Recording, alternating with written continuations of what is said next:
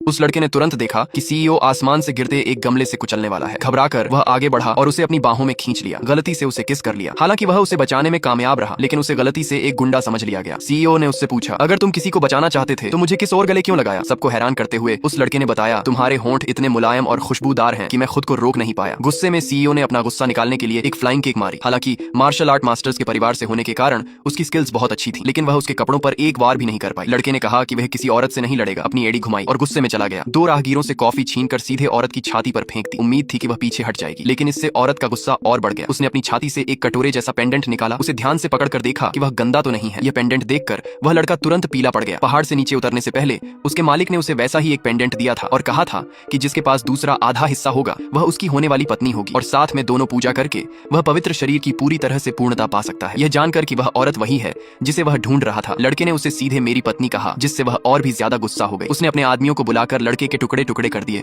और अपनी बहन के साथ नहाने और कपड़े बदलने के लिए वापस आ गई। लड़का उनका पीछा करना चाहता था, लेकिन औरत के साथियों ने उसे रोक लिया। फिर उसने औरत की लग्जरी कार देखी जिसके पीछे एक काली कार थी और उसे एहसास हुआ कि वह खतरे में है। उसने कहा, वह खतरे में है, मुझे उसे बचाना है। लेकिन आदमियों ने उस पर विश्वास नहीं किया और उस पर टूट पड़े। लड़का गुस्से में कोई दया नहीं दिखाई, उन दोनों पर एक हाथ से वार किया और उन्हें उड़ा दिया। लीडर जैक ने लड़के की ताकत देखकर अपना चाकू गिरा दिया और एक पिस्तौल उठा ली। उसे यकीन था कि वह लड़का गोली से बच नहीं पाएगा, लेकिन अगले ही पल लड़का अजीब तरह से उसके पीछे आया, पिस्तौल छीनी और उसे हवा में फेंक दिया, जिससे वह कबाड़ के ढेर में बिखर गई। यह किसी काम की नहीं है, इसे दोबारा मत निकालना ताकि तुम बेवकूफ न बनो, उसने कहा, और फिर एक छलांग लगाकर गायब हो गया, जिससे सब हैरान रह गए। इस बीच औरत घर लौट आई थी। लड़के के लापरवाह बर्ताव से अब भी गुस्से में थी और उसे टुकड़े टुकड़े करने की कसम खा रही थी। फिर वह अपनी बहन के साथ नहाने लगी। उसे आने वाले खतरे का पता नहीं था। एक जवान वारिस जो औरत की खूबसूरती से खींचा चला आया, अपने आदमियों के साथ दरवाजे पर आया और कमरे में नींद लाने वाली गैस फूंकने लगा। लड़के ने अपनी तेज तर्रार टेक्निक का इस्तेमाल करते हुए खुद को अलग पाया। उसने अपनी दिव्य आंख चालू करके अपनी पत्नी की सही जगह का पता लगाया और दौड़कर वहां पहुंचा। तब तक दोनों बहनें नहा चुकी थीं और लिविंग रूम में थीं। जल्द ही बहन को चक्कर आने लगे और वह बेहोश हो गई। औरत डर गई। उसे एहसास हुआ कि गैस फूंकी गई है